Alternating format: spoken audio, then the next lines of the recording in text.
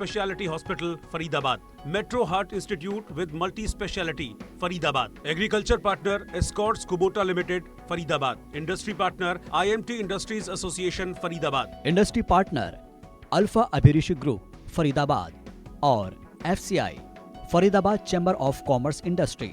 Partner JB knowledge park Faridabad.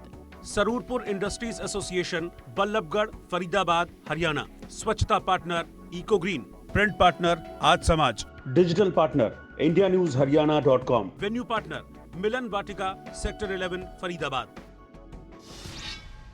से जुड़ी हुई, क्योंकि बहुत ज़्यादा मायने रखता है फरीदाबाद का विकास।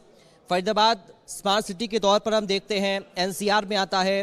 उद्योग से जुड़ी क्या संभावनाएं हैं, इस पर भी हम चर्चा कर रहे हैं। इसके साथ ही पॉलिटिकल किस तरीके से आगे यहाँ पर एक दूसरे के ऊपर आरोप प्रत्यारोप के बीच में जनता के मुद्दों पर बात हो रही है, विकास के काम हो रहे हैं, इसको आज हम समझेंगे इस सत्र में। और इस सत्र में हमारे साथ कैबिनेट मंत्री हरियाणा मूलचंद शर्मा जी होंगे। मूलचंद शर्मा जी, आपसे आग्रह करूंगा मंच पर आइए, जोरदार तालियों के साथ स्वागत करिए मूलचंद शर्मा जी का। तो विपक्ष के आरोप हो या फिर जनता की समस्याएं हो, उन सभी पर मुखर होकर उन समस्याओं का समाधान करते हैं और साथ ही विपक्ष के आरोपों का जवाब भी देते हैं हरियाणा के कैबिनेट मंत्री मूलचंद शर्मा। और इस सत्र को आगे बढ़ाएंगे इंडिया न्यूज हरियाणा के मैनेजिंग एडिटर सुंदर सोलंकी। सुंदर जी, ओवर टू यू।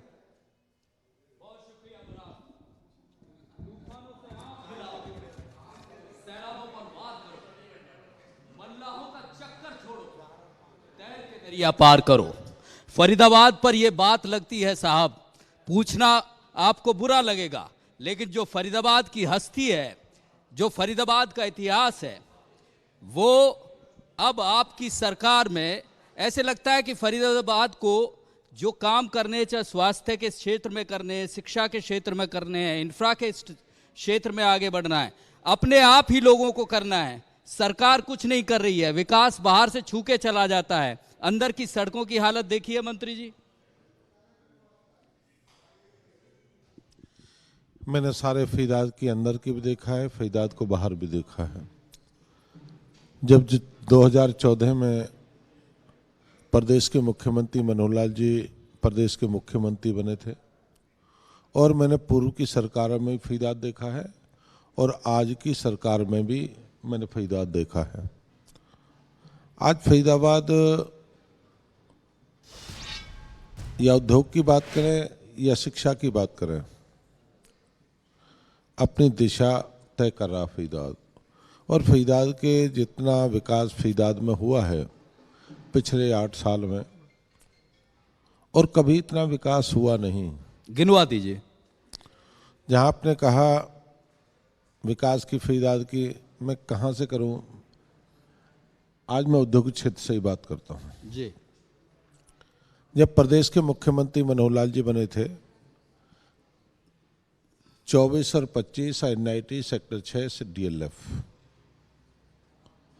आज सड़कों पर जबरदस्त RMC का, सीवर का, पानी का काम चला हुआ है और आने वाले 6 महीना में कंप्लीट होने जा रहा है। आप कभी 24 सेक्टर गए होंगे, 25 गए होंगे, IMT गए होंगे, DLF में गए, सेक्टर 6 में गए होंगे। आप वहाँ की रोड देखिए और आने वाले 6 महीने में लाइट भी देखिए, पानी भी देखिए, सारी चीज़। मैं ये तो नहीं कहता सब कुछ, पर ये मान के चलते हैं कि सब चीज़ पे विकास की दृष्टि पे काम हो रहा है। आप हाईवेज की बात करिए, आपके सामने हाईवेज है।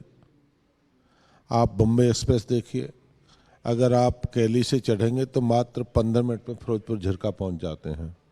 अगर कैली से चढ़ेंगे मात्र सराय काले खा आप 10 मिनट में पहुंच जाएंगे, जहाँ पौन घंटा लगता था। जहाँ एयरपोर्ट की बात करें, फरीदाबाद से जो जेवर एयरपोर्ट बन रहा है, जेवर एयरपोर्ट के लिए जो रोड बनना है एलिवेटेड, मात्र आप 20 मिनट में जेवर एयरपोर्ट बल्लौर से आप एयरपोर्ट पहुंचेंगे। आप सड़कों का जाल देखिए फरीदाबाद में। सड़कों मेरा जो सवाल मैं ये नहीं वही था कहता सब मंत्री कुछ जी, ठीक हो ये गया। जो बाहर से विकास जो घूम रहा है वो शहर के भीतर की हालात हाँ, और बयां शहर करता है शहर के कुछ। भीतर का भी मैं बयान आपके खुद बल्लभगढ़ विधानसभा की बात करें तो सफाई की व्यवस्था बहुत बुरी नहीं, मैं हालत। सड़कों पे जाता हूँ, सफाई बाद में लेता हूँ।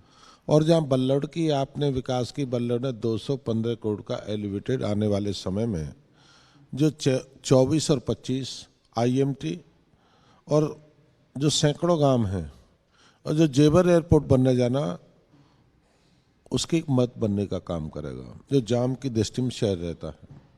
आप उद्योगपति हैं, अगर 3 रास्ते हैं इनके शहर से, बल्लौड़ से, एक गुड़गामा बाईपास है, तिगाम रोड है, मोहना रोड है। मोहना रोड हम एलिवेटेड बना रहे हैं। गुड़गामा रोड है जो अभी आने वाले 13.5 करोड़ की लागत से RMC का काम, उसका काम टेंडर है, काम चलने वाला। पहले ही हमने सड़क निकलवाई थी आज से 5 साल पहले, अब वो RMC में हम तब्दील करने जा रहे हैं। और जो शहर की कनेक्टिविटीज हैं, आप YMCA का रोड देखिए, 12 का रोड देखिए, आप रोड देखिए ना, आप कभी कल्पना भी नहीं थी, 4 लाइन के रोड देखिए, पुल और इतने वो जो बड़े। सड़कें चाहे वो NIT की बात कर लें, चाहे नहीं, तिगांव NIT बात की कर लें, सब पे काम चाहे चला हुआ पृथला है। की बात कर लें, शहर के भीतर नहीं, जो हालात, गुड़गामा चाहे पृथला की बात करें, NIT की बात करें, आप पूरे शहर की बात करें, आप सारे शहर में काम चला हुआ है। और काम विकास की गति पे काम हर ये आदमी। आपको मंत्री जी, ये मैं बड़ी माफ़ी के साथ आपको ये बात कहना चाह रहा हूँ कि ये जो 8.5 साल के लगभग अब आप लोग पूरा करेंगे, ये जो बुनियादी चीज़ है सड़क, उसकी तो कम से कम शहर की ऐसी व्यवस्था बन जानी चाहिए थी कि लोगों को 2-4 ना होना पड़े।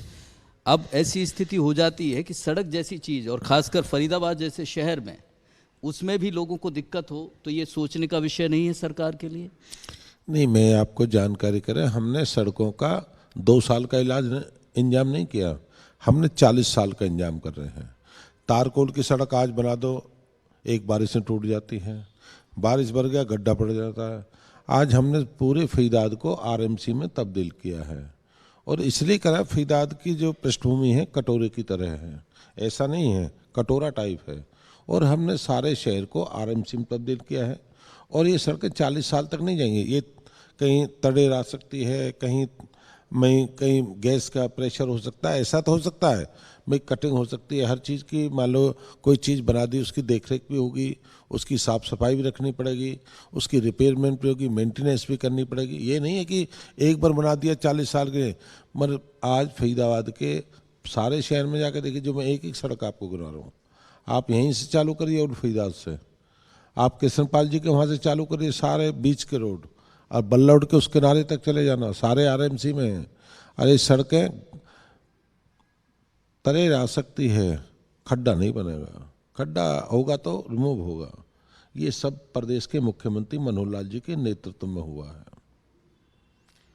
ये जो सड़कों का मुद्दा है, मैं इसलिए बार बार उठा रहा हूँ, इस पर सवाल कर रहा हूँ, क्योंकि पूरे प्रदेश से ये आवाज़ आती है कि ये कोई फरीदाबाद का ही मसला नहीं है, पूरे प्रदेश में सड़कों के हालात इतने ख़राब हैं कि आप जब जनता के पास जाएंगे तो आपके लिए मुश्किल होगी खुद। मैं मानता हूँ इस बात को। आप जो सड़कों की बात कर रहे हैं, आप ग्रामीण आंचल PWB की सड़कों की हालत नहीं है ठीक, पर आने वाले समय में 6 महीने के अंदर, आने वाले 2 महीने 3 महीने में, जितने PWD की सड़कें हैं या मार्केटिंग बोर्ड की हैं या HSBB की हैं, आने वाले समय में आपको 3-4 महीने में कोई सड़क आपको हरियाणा में ऐसी नहीं मिलेगी कोई खड्डा हो। आज मैं भी मानता हूँ खड्डे में है, ये मानता हूँ टूटी हुई है, पर इनका क्या है कि बहुत लंबे समय हमने सब कुछ चेंज किया है। हमने जो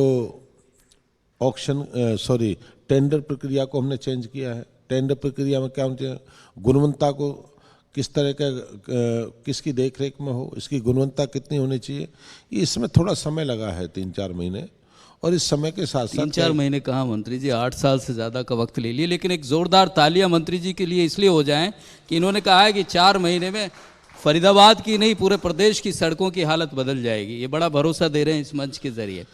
नहीं, लोगों को तो भरोसा तब होगा जब हम सड़क बना देंगे। मैं हरियाणा की नब्ज को जानता हूँ, हरियाणा जवाब देने में, जवाब लेने में हाजिर है, पर आने वाले, तो नब्ज को जानते हैं, फिर इतनी लापरवाही क्यों कर रहे हैं आप लोग? नहीं, कई समस्याएं होती हैं। 2 साल हमारे साथ जो कोविड के हुए, नहीं, अब कोविड को कब तक गिनाते आप मेरी रहेंगे सुनिए, साहब? कोविड का बजट तो होता है ना, 2 साल में बजट तो होता है, ये तो आप भी मानते हैं और लोग भी मानते हैं। 2 साल में जो प्रदेश के जो लोगों ने भोगा और भुगता है, चाहे उद्योग हो, व्यापार हो, एक कर्मचारी हरियाणा एक ऐसा था, प्रदेश के मुख्यमंत्री ने समय पर उन पर तनख्वाह दी और 1 तारीख पे ही उनके उसमें डालने का काम करा। दूसरे प्रदेशों की आपको जानकारी हो, हरियाणा एक ऐसा प्रदेश था, जब जिस ट्रांसपोर्ट जैसे महकमे में रहता हूँ, हमने समय पे लोगों को समय पे देने, इस कारण से हम लेट हुए, पर कारण ये था कि सब पैसे से काम होगा। नहीं, लेकिन अब जब चुनाव में आप जाएंगे, पहले तो बड़ी वोट आपको मांगनी है 2024 में, फिर लोगों को यही कहेंगे कि भाई कोविड आ गया था इसलिए आप लोगों को हम उस काम काम को नहीं कर। छोड़ेंगे नहीं, 3-4 महीने में हम सारा ही तभी जाएंगे जब लोगों को सबको कंप्लीट देंगे। सड़क ही एक हरियाणा में मुद्दा है, हरियाणा में और कोई मुद्दा नहीं है सड़क। और सड़कों को आने वाले समय में धीरे धीरे इसे रोजगार मुद्दा नहीं है हरियाणा में, हाँ जी, रोजगार मुद्दा नहीं है, बेरोजगारी लगातार जो अभी आंकड़े आए हैं अभी राज नेहरू बैठे 30। हैं, मैं आप पे जानकारी देता हूँ, हम सबको नौकरी नहीं दे सकते।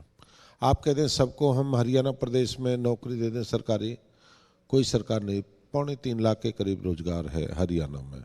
हम लोगों को कौशल विकास प्रधानमंत्री पहली यूनिवर्सिटी हमको दी है और इस यूनिवर्सिटी से आज हमारे पास अब प्रदेश के मुख्यमंत्री जी, ये महकमा मुख्यमंत्री जी के, और हमारे पास डिमांड है देश विदेश की, हमें इलेक्ट्रीशियन चाहिए, फिटर चाहिए, हमें कारपेंटर चाहिए, हमें सीवरेज के चाहिए, एक नहीं हमें कंप्यूटर साइंस के बच्चे चाहिए।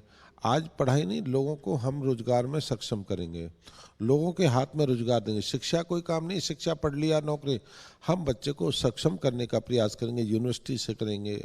हम लोगों को इस तरह की शिक्षा की नीति में बदलाव करेंगे कि आदमी शिक्षा के साथ साथ, वीसी साहब वही बात कर रहे थे कि वो शॉर्ट टर्म कोर्सेज होने चाहिए, लेकिन सवाल ये है कि ये जो चीज़ें जब आप मंच या बताते हैं या वोट मांगने जाते हैं या अपना बजट पेश करते हैं, बड़ी बड़ी बातें लगती हैं, लेकिन ज़मीन पर नहीं दिखता है।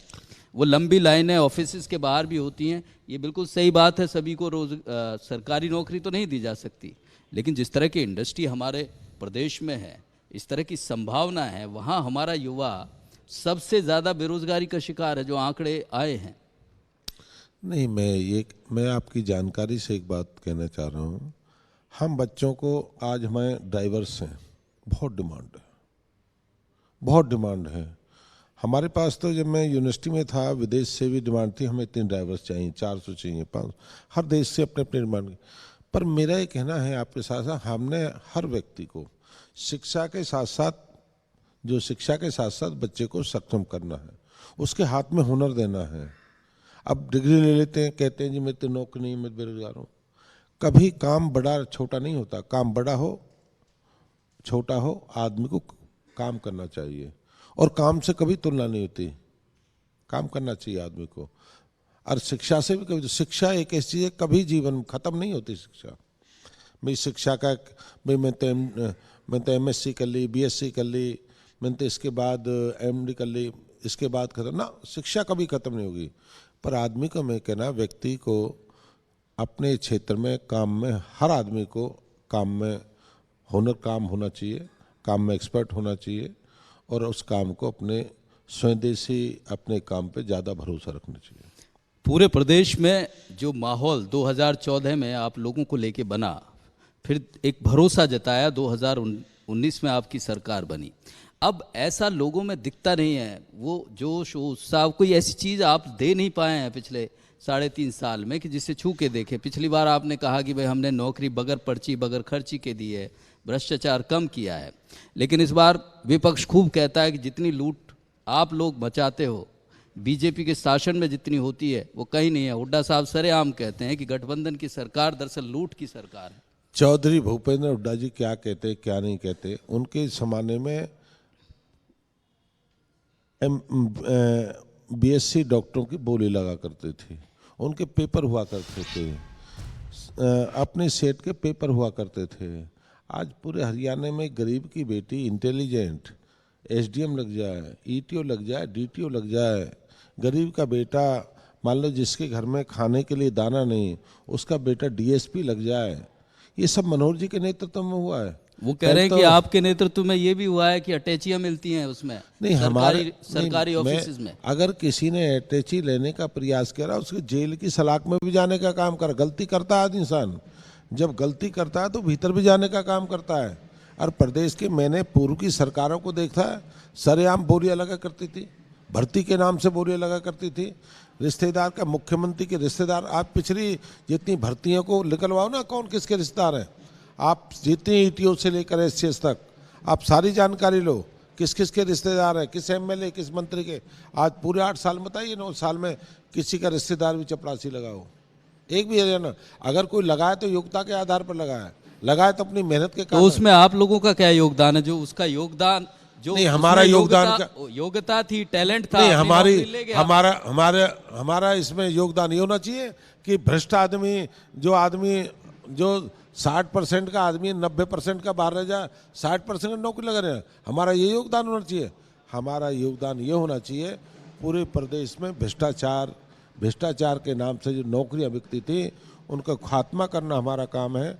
हमें मेरिट, योग्यता के आधार पर, जब कोई आदमी योग्य बच्चा नौकरी लगेगा वो योग्यता के आधार पर ही फैसला करेगा। ये प्रदेश के मनोहर लाल जी को बताया, कभी कल्पना में नहीं थी हरियाणा प्रदेश इस तरह का बदलेगा। भाईवाद, बिरादरीवाद, क्षेत्रवाद, इस तरह के हालात पूरे प्रदेश में पैदा थे, कौन कहता है, कभी कल्पना में नहीं थी। ये तो पहले मुख्यमंत्री हैं जिन्होंने सब कुछ खत्म करने का काम किया। एक और यात्रा इसी भ्रष्टाचार के खिलाफ कह रहे हैं अभय चौटाला, उन्होंने भी यात्रा शुरू की है मेवात से, बड़ा जन समर्थन मिल रहा है। अगर इतना भरोसा आपकी सरकार पे होता तो इतना लंबा कारवां नहीं चलता उनके साथ। मेरा ये कहना है, यात्राएं बहुत निकलनी हैं और यात्राएं निकलने वाले बहुत हैं। अभी 2 यात्राएं निकल, तीसरी यात्रा और चालू है। ये जनता बताएगी 2024 में। 2024 में डंका की चोट प्रदेश की जनता बताएगी क्या हुआ है। नौकरी के भ्रष्टाचार की बताएगी, समानता के विकास की बताएगी। आदमी पे सरेआम वसूलियाँ हुआ करती थी, उद्योगपति कर्मचारी भूल गए शहर के। इस शहर में तो लोगों ने दम पे उगाही हुआ करती थी, प्लॉटों पे कब्जा हुआ करते थे। यही लोग हैं शहर के दम पे टेंडर लिया करते थे, शहर के दम पे गुंडागर्दी हुआ करती। आज प्रदेश में, मैं ये नहीं कहता सब कुछ ठीक हो गया, पर आज कोई हरियाणा प्रदेश में एक बता दे, हरियाणा एक बता दे किसी आदमी के मकान पे, दुकान पे कब्जा हुआ हो, किसके व्यापार पे, किसी के फैक्ट्री पे कब्जा एक हुआ हो। पहले सरेआम कब्जा हुआ करते थे, सरेआम गुंडागर्दी। पर ये कह सकते हैं कि हमने जो किया है आम व्यक्ति के लिए, गरीब व्यक्ति के लिए, आम सबके लिए साथ चले हैं। हमने किसी स्कूल कॉलेज पर नहीं करा। और जहाँ शिक्षा की बात कर रहे थे, हमने प्रदेश के मुख्यमंत्री ने इतने 20 नए कॉलेज खोले हैं और मेरे अपने शहर में 5 नए कॉलेज खोले हैं फरीदाबाद में। स्टाफ तो नहीं है पढ़ाने, स्टाफ अब कर रहे हैं। अब मुझे महकमा मुख्यमंत्री दिया है। जो स्कूल हैं वहाँ कहाँ टीचर हैं? जो स्कूल ऑलरेडी चल रहे हैं, नहीं, जहाँ टीचर हैं भाई, काम तो टीचर जितने उनसे काम लेना पड़ेगा। और नई भर्ती जब तक होगी काम तो उनसे ही लेना है। आप ये कहते हैं भर्ती, ये तो है नहीं कि पूर्व की सरकार की तरह भर्ती कर लें, हम उठा के लगा दें, मामे का, फूफे का, रिश्तेदार, पाल का, मोहल्ले का लगा दें। ये तो योग्यता के आधार पर नौकरियां मिलेंगी प्रदेश में। ये नहीं कि अपने उससे होंगी, योग्यता के आधार पर पूरे प्रदेश में। आप हाईवे देखिए, आप चंडीगढ़ जाते हैं, आज कोई आदमी फरीदाबाद से हम चंडीगढ़ जाते हैं, 3 घंटे में हम चंडीगढ़ पहुंचते हैं। और सिरसा से कोई चलता है, अब D152 152 को देखिए। उपलब्धि है, फरीदाबाद की जनता भी है। आप चाहें तो मंत्री जी से सवाल कर सकते हैं, आप बेहतर जानते हैं यहाँ की समस्याएं। देवेंद्र, उधर माइक दीजिए। लेकिन सर एक बात जो हायर एजुकेशन जिस तरह से आपके पास ये बड़ा महकमा है, उसको लेकर कुछ प्लान है? हायर एजुकेशन में क्या कुछ बदलाव करने जा रहे हैं? इसका प्लान है, आने वाले समय में हम सारी जो शिक्षा के क्षेत्र में जो कॉलेज है, यूनिवर्सिटीज़ हैं, हम इसमें चेंज करेंगे कि आदमी को शिक्षा के क्षेत्र में शिक्षा का किस तरह होना चाहिए, शिक्षा का प्रभाव क्या होना चाहिए। कोई यूनिवर्सिटी का लेक्चर यूनिवर्सिटी से बाहर नहीं जाता, जो कॉलेज में पढ़ा रहा वो यूनिवर्सिटी में नहीं जाता। हम चाहते हैं कि इस तरह की प्रणाली हो शिक्षा की, आम व्यक्ति यूनिवर्सिटी हो, मेरा अपना भी, मैं ये नहीं कह रहा, मेरा कॉलेज हो, यूनिवर्सिटी हो, प्रोफेसर हो, भाई आदमी उस आगे भी वहाँ जाइए, वहाँ जाके इस तरह की शिक्षा की एक नई नीति, नई नीति पर हम काम करेंगे कि नई नीति जिस शिक्षा आने वाले जो नौजवानों को इस शिक्षा का लाभ मिला। चलिए, बड़ा भरोसा दे रहे हैं आने वाले समय में एक नई शिक्षा नीति पर बड़े जोर से काम होगा, क्योंकि हायर एजुकेशन मंत्री जी के पास है। देवेंद्र, सवाल लीजिए। बिल्कुल, देखिए चूंकि इंडिया न्यूज हरियाणा के मंच पर कैबिनेट मंत्री मूलचंद शर्मा लगातार जवाब दे रहे हैं सवालों का, जनता भी सवाल पूछना चाहती है। क्या नाम है आपका और क्या सवाल है? सर, मेरा नाम सुमेर खत्री है, मैं ग्रेटर फरीदाबाद से बिलोंग करता हूँ। मेरी एक समस्या पे बतानी है आपको, एक सुझाव देना सर। आप समस्या ये है कि ग्रेटर फरीदाबाद 2005 में बनना शुरू हुआ था, आज 2022 आ गया है, लेकिन उसकी जो मास्टर रोड कनेक्टिविटी सेक्टर 75 से 89 तक 15 सेक्टर्स की अभी तक 7 जगह अभी तक इनकम्प्लीट पड़ी हुई है सर, जिससे पूरा नेटवर्क, पूरा इंफ्रास्ट्रक्चर हमारा सीवर का, वाटर ड्रेन का, ग्रीन बेल्ट का सारा अधूरा पड़ा हुआ है, जो कि एक नया शहर था। पुराने शहर की तो हम समस्या रोज़ देखते रहते हैं, हम सोचते थे कि नया शहर बसेगा तो सारी समस्याएं वहाँ पे सुधार होगा उसमें, लेकिन वो भी उसी तरह से चल रहा है। नया शहर तो बसा लिया, लेकिन नया शहर में सुविधाएं नहीं दी जी। मंत्री जी, एक सवाल जवाब ले लेते जी जी जवाब ले लेते हैं मंत्री जी। बिल्कुल ठीक कहा भाई ने। गेट ऑफ फरीदाबाद बसा था, जो ईडीसी आईडीसी का पैसा था। हमारे ऐसे विद्वान चीफ मिनिस्टर पूर्व में थे, जबकि उस इलाके में पैसा लगना था, सीवर पे, पानी पे, सड़क पे लगना, वो पैसा उठा के कहीं मेट्रो में दे दिया, दूसरे जिलों में दे दिया। मैं प्रदेश के मुख्यमंत्री का धन्यवाद करूँ, उन्होंने कहा अपने ज़िले का एडीसी का आईडीसी का वहाँ के विकास का पैसा दूसरे ज़िलों में नहीं जाएगा।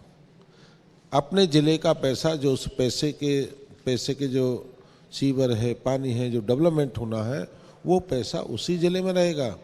और इन्होंने कहा कि आज तक इतना समय होता, अगर मान लो जो ग्रीन बेल्ट की बात कर रहे हैं, सीवर पानी की बात कर रहे हैं, अगर मान लो पैसा हमारा बाहर ना जाता तो ग्रेटर फरीदाबाद आज नोएडा से कहीं हम आगे होते, गुड़गांव से। ये बिल्कुल ठीक कहा, पर मैं मुख्यमंत्री ने सारे हालातों से निकालने के बावजूद हमने लोकप्रिय सांसद केसरपाल जी ने और मुख्यमंत्री ने जो ग्रेटर फरीदाबाद को जो दिशा देने का काम, मैं तो नहीं कहता पूरा हो गया, अभी बहुत अड़चन है। जो इन्होंने समस्या बताई है उसका क्या? हाँ, सीवर है, पानी है, ग्रीन बेल्ट के समय करेंगे। कब करेंगे? अब काम चला हुआ है ना, हो जाएगा खत्म साल भर? नहीं, मैं कहता हर काम पैसे से होना है। पैसे का जो पैसा था, मेरी बात नहीं, जो पैसा था उसको तो लेके, जो पैसा हरियाणा सरकार को देना चाहिए था मेट्रो में, वो पैसा डेवलपमेंट का पैसा दे दिया। मैं नहीं कह रहा, इनकी गलती थोड़ी है। बिल्कुल, एक सवाल, कोई गलती नहीं है। हाँ, तो इनको तो मंत्री जी एक सवाल और ले लेते हैं, एक सवाल और ले। क्या सवाल है आपका? सर, मैं RWS और जन सेवक भी हूँ, तो मैंने क्या है, कोई भी काम किया, डायरी कराई कंप्लेंट की, अगर उस डायरी का साल तक कोई जवाब ना दे तो क्या उन पे कोई कार्रवाई करेगा? चलो मान लो मैं तो एक जन सेवक हूँ, आप अपनी समस्या बताइए। मैंने रिटर्न के अंदर कंप्लेंट करा दी, उसके बाद मैंने सोशल में जैसे स्ट्रीट लाइट नहीं है, पार्कों में डस्टबिन नहीं है, कोई भी करा दी, रिटर्न में करा दी। उसके बाद मैंने जनता दरबार में सीएम साहब के सामने 16/10 को पेश होकर भी समस्या बता दी। उसके बाद एक्शन की ड्यूटी लगाई, हमारे MCF की लगाई, DC की लगाई, सबकी लगाई। फिर मैं थक हार के मैंने रिटर्न के अंदर टिकट लगाकर और सारे अपने मंत्री जी को, इसको अपने कृष्णपाल जी को लेटर भेजा, सबको भेजा, 40 रुपए की। उसके बाद सुनो, चलो वहां मेरी नहीं हुई, कोई बात नहीं, DC साहब ने नहीं सुनी, मंत्री जी की नहीं सुनी, ये अनिल विज सर को मैंने लेटर लिखा, उन्होंने BA की लेटर दिया DC साहब को 14/12 को। 14/12 से लेके आज तक मेरे ख्याल 2 महीने से हो जाएंगे, लगभग 3 भी हो जाएंगे। जब DC साहब ने इस लेटर का भी कोई जवाब नहीं दिया तो हमारे जैसों की सुनवाई नहीं होगी। और दूसरी बात, डायरी जो करते हैं या रिसीव करते हैं, उसके बाद इनका कोई टाइम है राइट टू सर्विस के अंदर, या उन पे कोई कार्रवाई नहीं होगी? अधिकारी नहीं सुन रहे हैं मंत्री जी, अधिकारी नहीं सुन रहे हैं। लगातार ये आपकी सरकार पर सीधा और कड़ा आरोप है कि अफसरशाही बेलगाम है, अफसर बात ही नहीं सुनते। और ये तो आम आदमी है, आपके विधायक खड़े रहते हैं ऑफिसेस के बाहर, उनकी नहीं सुनी जाती, ये मैसेज है सर। मेरा आपके सुंदर सोलंकी जी, अफसरशाही हावी है, ये आरोप प्रत्यारोप है। सरकार में कोई आरोप तो लगा नहीं है, न जातिवाद का, न क्षेत्रवाद का, न विकास का। अब ये रहेगा अफसरशाही हावी है।